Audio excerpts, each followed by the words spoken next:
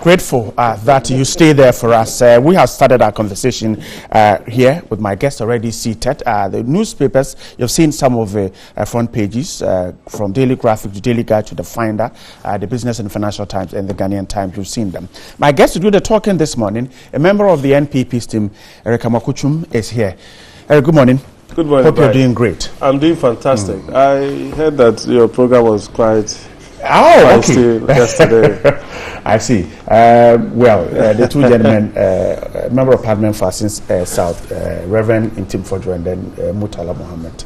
I couldn't watch because I was on Metro, but I heard that it was fine. But politics can be a bit passionate. But what we try to do here is not to allow personal attacks. So when Murtala seemed to have attacked Reverend personally, we got the two of them to agree to apologize. Murtala to apologize and the Reverend to also apologize to him. So I guess we ended on a good note. Okay, thank God. I think Reverend should come to for some small because Murtala behaves in somebody's way. You know how to handle him. You said you didn't watch, so how would you? I see. So just by the way, Murtala is my good friend. Okay. I mean, I think that. Okay, I guess we'll settle that. And Mr. Bawa, MP for Bongo, here in my studio. Welcome once again. Thank you. And I'm sure your constituents are watching. They don't miss a new day. Yes. I know them. All right. TV3 is very popular in the Upper East. We're grateful for your time. Let's start the conversation this morning. There was a cabinet meeting yesterday. We're sure that the president might have picked whoever gets to sit at the top of the Electoral Commission. But what we'll try to do is to see if we can get into the mind of the president and see what he's thinking and how far he will go to get someone accepted by all, as he's told us that he's not in to pick anyone from the NPP or who is for the NPP or for the NDC to sit there. Honorable Bawa, let me start the conversation here. What should, I am assuming he's done that already. What should he have looked out for? How broad should the consultation have been in picking who gets this job? Thank you very much and good morning to your viewers. As you indicated that my constituents watch this program very well, let me say a very good morning to them and the overlord of Bongo. I may be the wrong person to ask me what he should be looking for. But in the first place, I do not even agree, or I don't subscribe to the whole belief that we should have been where we are today. Okay. On the basis of the fact that the events that led to this discussion we're having. Generally, I think that issues of elections, and the reason why many countries who have also decided to adapt the whole concept of democracy. The reasons why Ghana is different from them is the fact that to a very large extent, we have had a very credible electoral commission. From 1992, yes, we may have made some challenge. We may have had some challenges, even from the days of INEC, when it was INEC before it became EC. We had challenges, but we improved upon them. Indeed, if you look at the years of Afarijan and you come to even Charlotte, who supervised the last elections, international people have felt that we have acquitted ourselves very creditably. And so the events that led to these discussions of even contemplating getting another person is something that I am worried about. I am worried about because, yes, I am one person who believes in the rule of law. I believe that, and people have made these arguments, the fact that, look, government, the president only followed constitutional prescriptions, and that he was mandated by law to have given these things to the Chief Justice to look at it. A committee was set up and recommendations, so he was just implementing the recommendations. But it's also very true that people have gone to court to challenge this, challenge this particular decision. And so, in as much as the people may not have asked for an injunction on this particular, on the president to, as it were, move ahead to elect a new, or maybe appoint a new electoral commissioner, I think that it is only fair that we exhaust, if the president would have allowed us to exhaust all the various legal processes. I said this for a very... Is it an impediment? It is. It would be an impediment because in our view, and I say this on the basis of most of the individuals, not only the NDC, but even well-meaning Ghanaians and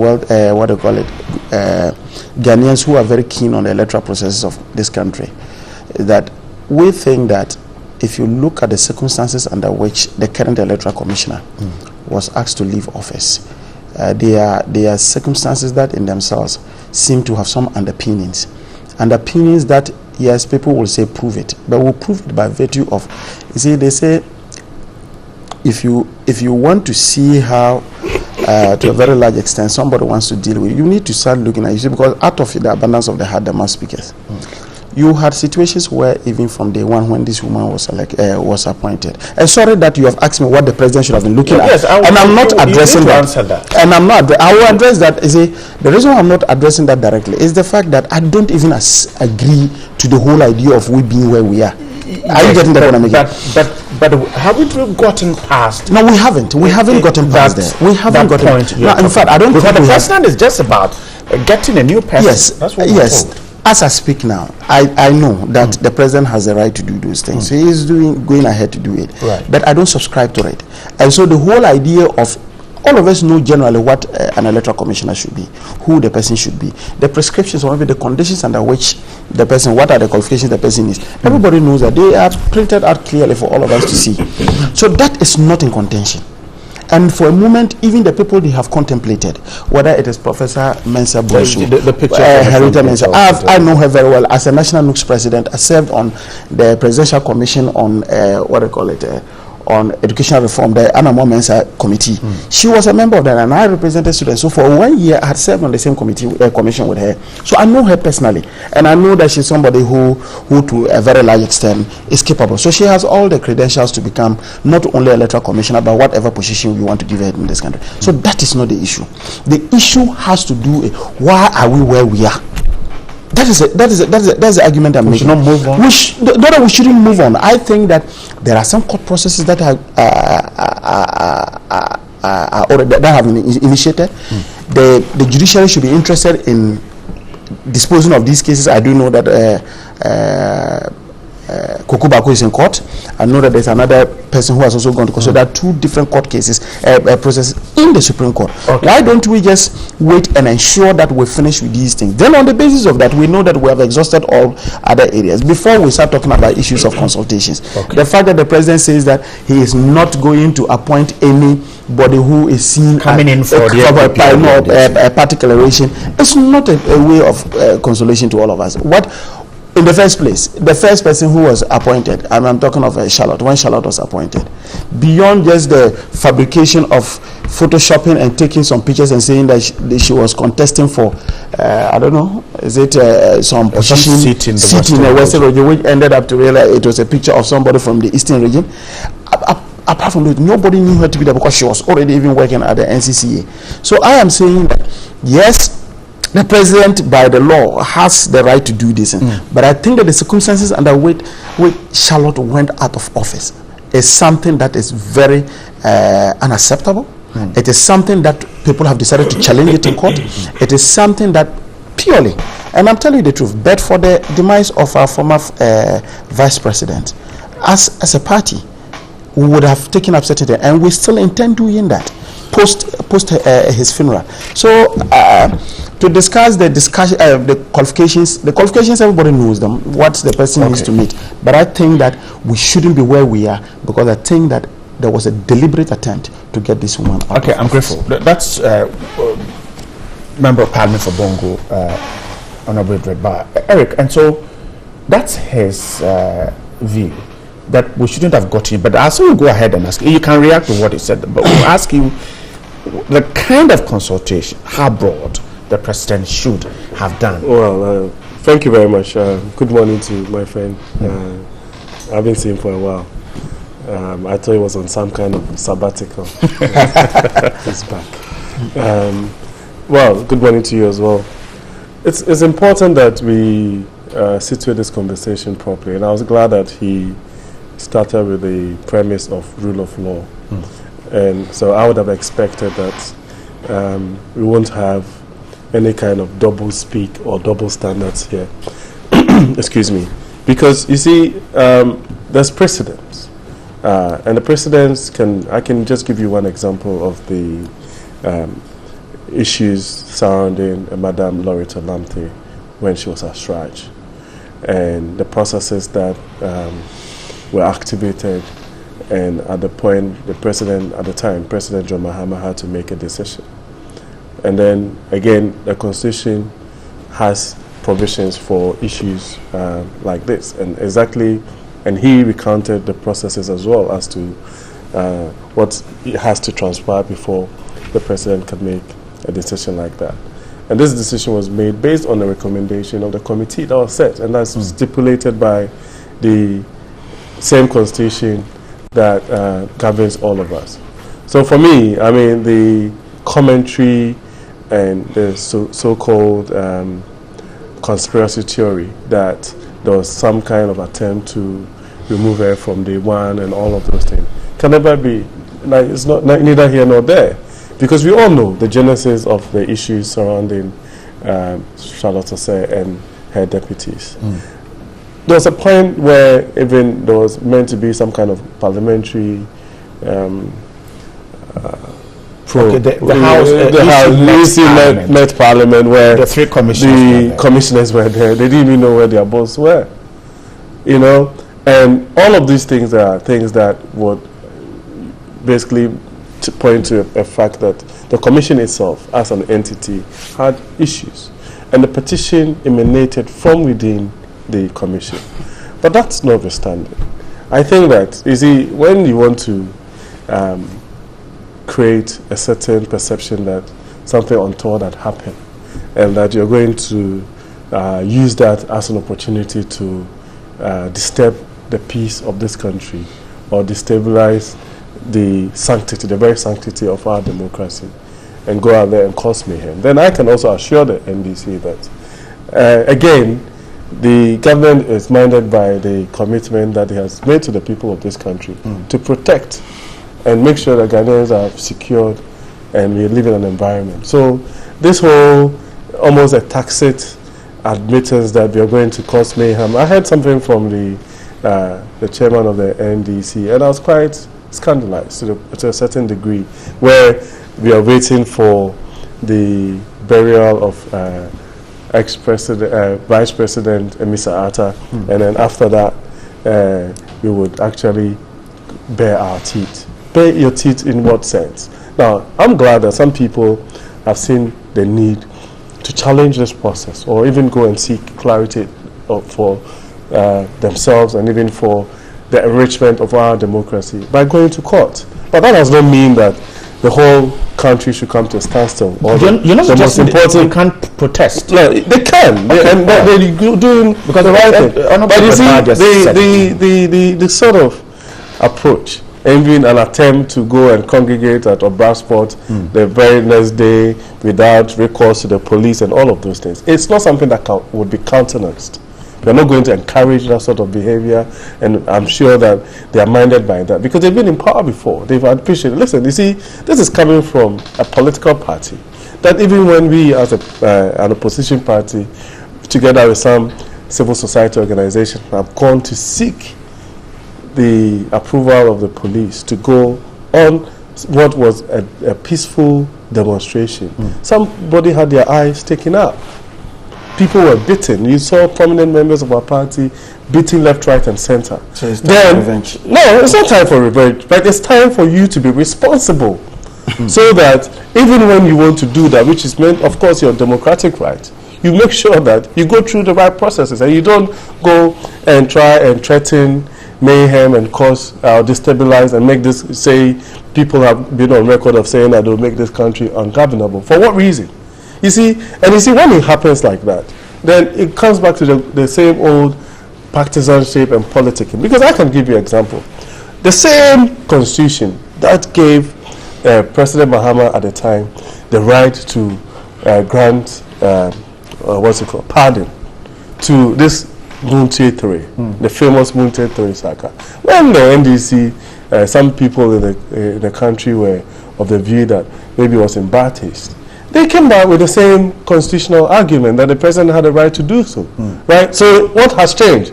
In the era of President Akufo-Addo, if he activates something within the constitution, it becomes a problem. What kind of double standards is that? My view is that the people who have gone to the Supreme Court have every right to go and seek clarity. But that does not mean that an institution, a key institution as the Electoral Commission, should be left to lie fallow just to wait for court process. We have been in this country. How long have we been chasing Moyomi, for instance? We've been in this country where in the last 5-6 years we've been going after people, or processes have gone into court and all that. I thought you had taken the money from Moyomi. I'm just using it as there's a plethora of examples like that. So I'm saying that, does it mean, the logic, does it mean that if it's going to take 3-4 years, or 2 years, or a year, or 6 months, or 9 months for the court processes to come to its logical conclusion, we shouldn't have an EC chair? Come on. Right? So the point is that, I'll come to that. And the people, petitioners, have also gone on to say that they were not seeking an injunction because they also have the right to, they would have been able to go to court to seek an injunction, and the court would have also sat on the matter and decided if it has merit or not. Okay. You understand? I'm not a lawyer, but the point is that I am always particularly happy that we as a country, we've moved away from the era where people would at willy-nilly be taken into a tribunal and taken to a firing squad and shot to death, or people as it were accused of borrowing money from the bank and killed and all of this. It has happened before. Or somebody sitting somewhere saying that I am displeased or express some kind of disquiet about a government and goes and overthrows it. We have agreed that we are going to go this democracy route, right? And everything that happens along the process, as far as I'm concerned, enriches our democracy. So this whole idea that when it's on the other foot, it's okay. And you see, there's an account saying that echicheche, you know what echicheche is? Somebody who goes out, executioner, always sleeps with one eye open. Why? And so they have actually gone into this whole grand conspiracy theory that there's an attempt to rig elections and all that. How can we even be thinking about rigging of elections? Wrapping up. Yes. What did the president mean when he said that he would do things differently? In terms of what? In terms of governance.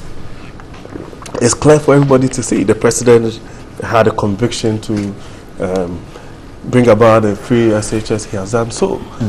We have activated processes that are working as we speak.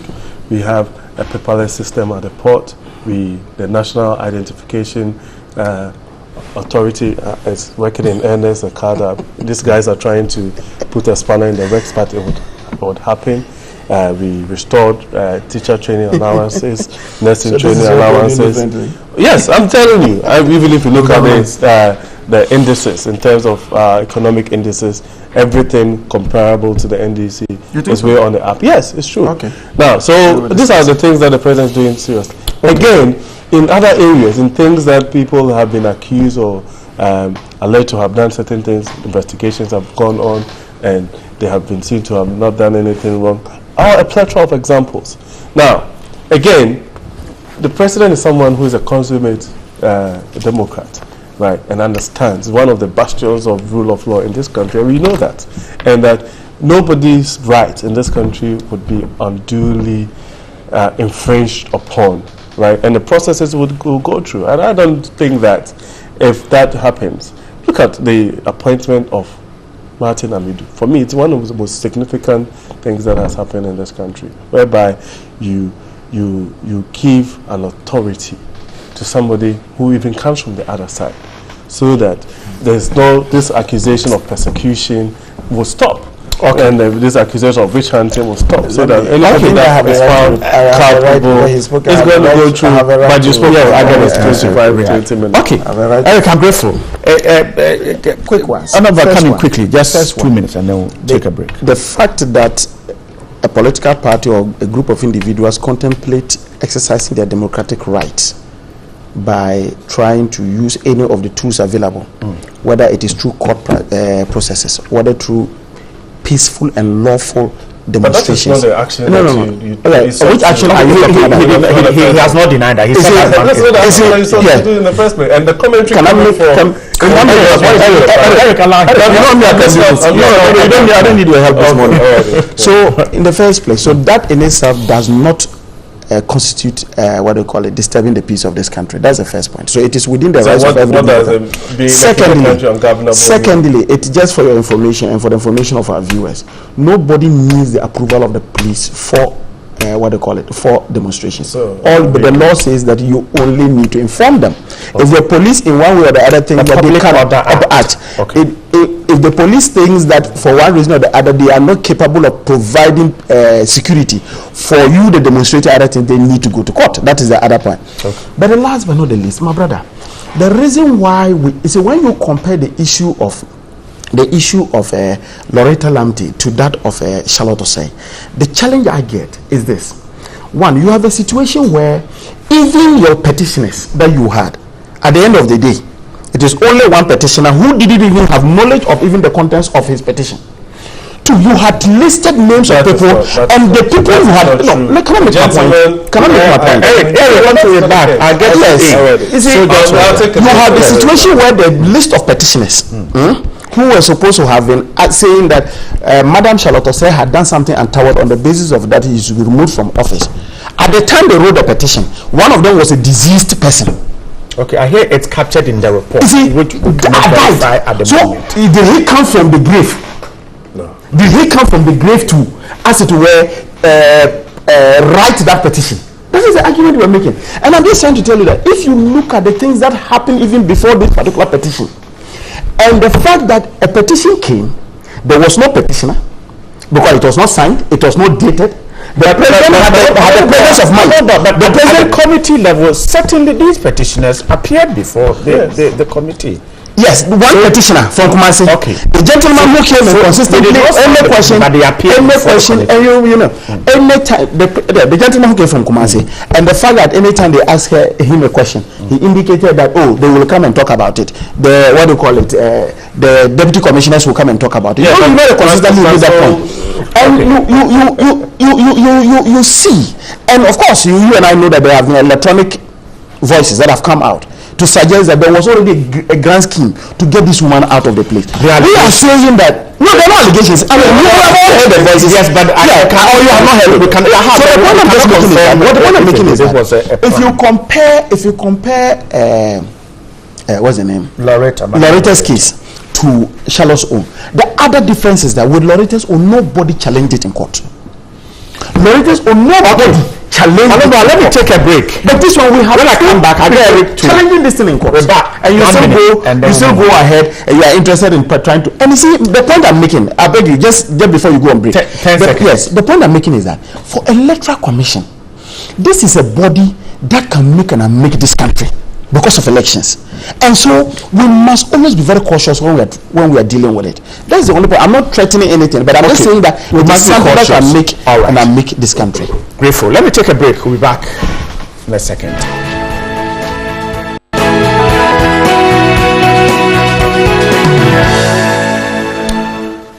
Welcome back. Eric, let me give you just 1 minute to react, if any, to Bauer's just 1 minute. I think that we have to eschew a certain level of double standards and hypocrisy in this game. Do you remember just after the 2008 elections, the NDC, led by their General Secretary, Johnson Essiedu Nketia, took cutlasses, cudgels, clubs, machetes, stones to the same EC that now my friend here, Edward Bauer, is now revering as an important institution that we are meant to protect and all that. There's no alleging that something untoward and some machinations were going on at the Electoral Commission. They had their mouthpiece, Radio Gold, playing this Bob Marley song, Chase the Crazy Bald Heads Out of Town, and actually there are even somebody who is sitting in Parliament today who was a host there, telling people to marshal and come to the Electoral Commission. You see, when you do these things, right, and now you turn around and create a certain perception that you are I don't even know what word to use. But you see, this whole idea about Charles Osei, I think that it's important that we stick to the issues on the ground. Otherwise, a lot of things would come out that really becomes almost like trying to muddy, makes it a bit more murkier. And it's not in anybody's interest. I, for instance, I'm not interested in somebody's wife, mother, daughter, whatever, losing their job or coming into the public domain. I mean, if you find your name in the papers and all of those, it's a very unpleasant thing. And I'm not interested in that. But the truth of the matter is that a lot of things will happen. There are things that probably cannot even be said on this platform. But that does not mean that anybody has anything in for Charles Osei. Like I indicated, this petition emanated from within. Now, he made mention of a certain tape that was going around. And if you're going to go by that tape, certain allegations were made as to the NDC paying $12 million to the EC and somebody pocketing $6 million. I think that case has even ended up in court and all of those things. So you see, it's important.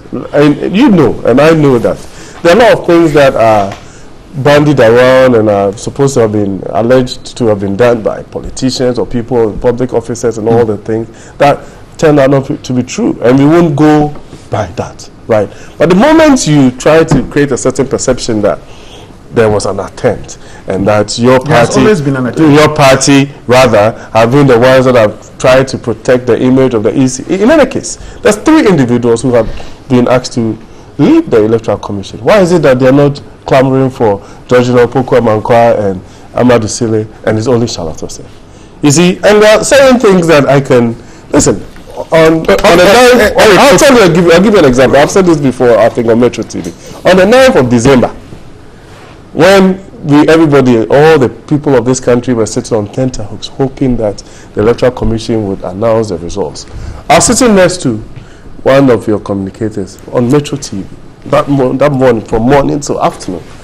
And he was being urged on. You have one of your WhatsApp platforms. I was sitting next to him like that. It was being urged on to continue saying that they were in a comfortable lead and that the machinery was working. I mean, what machinery? What machinery was working? You see, how significant is that? And it's extremely. So you know, it's extremely. Listen. So it's to take the. I can say to confirm. I just want to confirm my suspicion. I didn't say he's not to confirm my suspicion. So from day one. No, it means that from day one. From day one. It means that from day one, they had a plan to take the woman out. Never. They have never been excited about it. My honorable friend here can decide to be.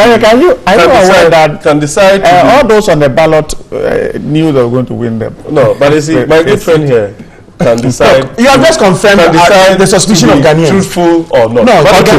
Let's move on. Gentlemen, let's move on. As far as I'm concerned, this 10 more minutes. Let's touch on and you cannot blame the close season or the government for it. The national today we'll talk about tomorrow's budget. Yes, we don't have a lot of time. We'll just about 10 more minutes to wrap up. Now, we'll have a lot more time to talk about it when the minister appears before the House tomorrow.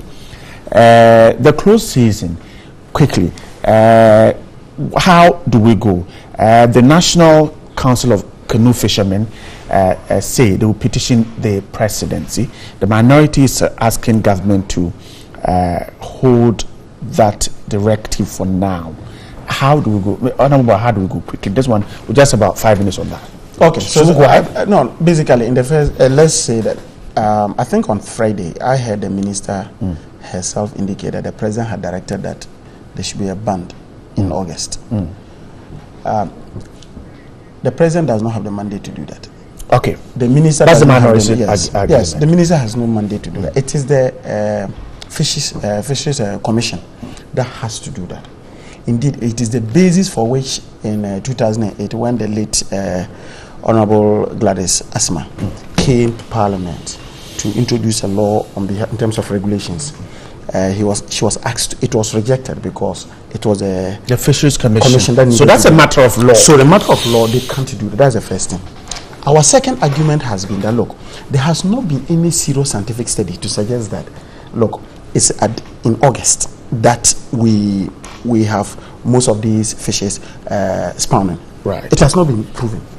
And so in the absence of scientific data, the argument you can make is that, and you look at it from our normal practice, why is it that if you ask these fisher folks, mostly they target in August for fishing, because that is the time they have the bumper harvest. So it tells you that over a period of time, without necessarily even documenting their experience, but over the years, the experiences have suggested that in August they have these bumper harvests. So if you do not have scientific data for this, then you have a situation where for the fishermen, for a fisherman, if he doesn't go to the sea one day, and if you've ever had, I just met somebody who was telling me that, if you've ever had a fisherman as a friend, if he doesn't go to the sea for one day, it looks like the whole world has ended. The next thing is that he's looking for money somewhere. So you have for 27 days, because per the ban, for 27 days, these people are not supposed to go to the sea. So what it means is that for 27 days, they have no source of income. Now let's look at the people who are involved in these things. You have, in terms of just fishermen alone, if you look at them, they're talking about roughly about 10,000 people who are just busy in this. The families that are involved in that. Then you talk about the fishmongers. So it has a cascading effect, as it were, on a larger population, particularly on a decision that in itself is unlawful, a decision that is not based on any scientific research, and to a very large extent, a decision that is going to render a lot of people miserable for the 27 days.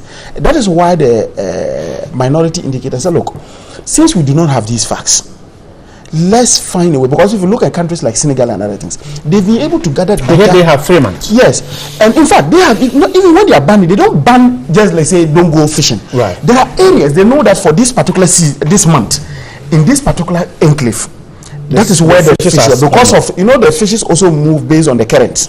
So this area you cannot fish there, and so they ban, and then it means that the people can still be active, but these areas they may not be able to go. But when you have a wholesale ban, and you have a whole... They're told that they're allowed to go for tuna. That's what... yes, they can go for tuna. Yes, you can... you and I know that you go to the fish, you go there, you are saying that you are going to look for tuna. Is that what they do? So, and the fishermen are worried because of their very existence as human beings. The fact that they need to live for the next 27 days. It's like having a worker. Look, right, you are seated here. If for you, for 1 month, if TV3, they don't pay you, the world will hear of you. You understand? It's the same thing. As a fisherman, for 1 day, if the person doesn't go to fish, and you're talking 27 days, the person should sit in the house, and there are no alternatives. And these are decisions based not on science. Then you have a problem. Eric, how should we deal with this? I'm not sure if that there's no scientific basis for this decision. In terms of the law, I can cede to him.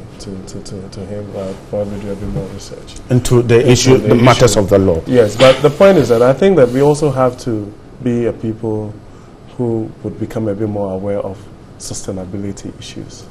Now, even in our old cultural practices, there are certain things, certain days that our folks would say that don't go to the farm, don't go to the sea, the riverside and all that. Even on all of those Tuesdays, are things that are meant to impact positively on the environment.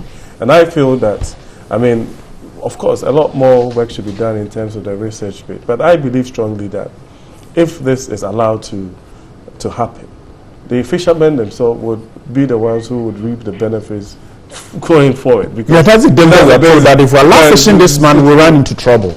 You understand. So I think that this should also be devoid of the same MPP, NDC dichotomy where, so for a fact that it's coming from government, it makes, basically it's wrong. And let's use it as a basis. And if there's benchmarks somewhere, the best practices elsewhere, and we can copy that, let's do so, right? I believe strongly that it serves no purpose. What motivation is there for government to deprive people of their income, of their livelihood? It makes absolutely no sense for any government whatsoever to do so, right? So I believe strongly that probably, and that's something that we're not very good at in terms of the public sector, where in terms of the consultations and the conscientization and the education bit of it, we probably are not very good at that, trying to explain the issues. And then going forward, probably what tends to happen is that decided, okay, within that month that we want to do the banning, let's find maybe alternative things to do. The ministry was talking about some fund there that is asking the fishermen to go and access, but we don't have a lot of time. So I was having a conversation with an expert who was even thinking that even the wooden canoes that we are using is also a factor, because what it means is that the fisher folk cannot actually go further into the sea. So there's a gap. There's a mid-sea, and then there's a periphery, and then there's the one that goes into the deep sea. Now the big vessels and all those ones are able to go there. The wooden canoes are not able to do so. So he was suggesting that we even now go into the use of using fiberglass boats, which are actually not very expensive apparently. So all of these things are being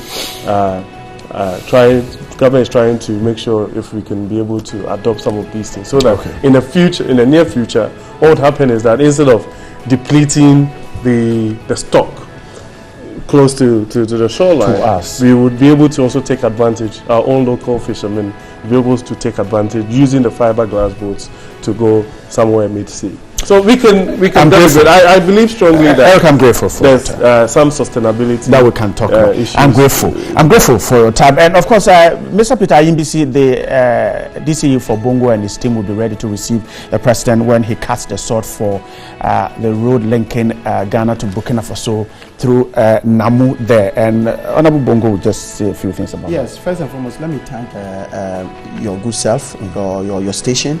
And then, is this Star Ghana? Star Ghana? Yes, Star Ghana. That was part of the Danida, the European Union, and the DFI. For throwing light into the plight of what we're having in Bongo there, because I do know that just as you said, the DCE was very excited about those things. I also think that in Parliament there were 2 parliamentary questions on the same road, and that finally culminated in this. So I'm excited about that, and I want to thank you. But to a very large extent, I know that when the president comes, he is going to cut the sword for that work. I hope that in doing that, it doesn't stay just at the level of just cutting sword, but that contractors will move to site and start working. The second point is that he's also going to, quote unquote, that cut sword for this one district, one dam. The project has started. Yes. But the truth of the matter is that, look, right, I come from a farming community. And particularly if you look at what we have in Bongo and what they are currently doing in Bongo, it's a dugout. And dugouts, most of these dugouts dry up in the dry season. And so if the government has promised Ghanaians about dams, and Bongo, we know what a dam looks like because of the Via Dam. We know what a dam should constitute. I don't even know. So you have a situation. If you have a situation where he says that the issue is that that's my constituency. It's a dugout. We are asking the president that, look, they should revise this and give us a dam. That's what we are asking for. That's what they promised. Okay, we'll get the DCE to speak about this. Eric, I'm grateful for your time. My pleasure. With me. And the opportunity to to thank the president for making sure that my good friend gets a good road and then also a dam. And it happens that one of the dams is going to be in his constituency. About 19 of them, that's what I'm told. About 19 dugouts. Okay, well, if that's how you want to put it. So that's semantics and description of. We're grateful. That road one constructor will give a lot of revenue to the. It wasn't part of the Green Book. You didn't put that in the Green Book. Eric Chubamboko is a member of the FDP.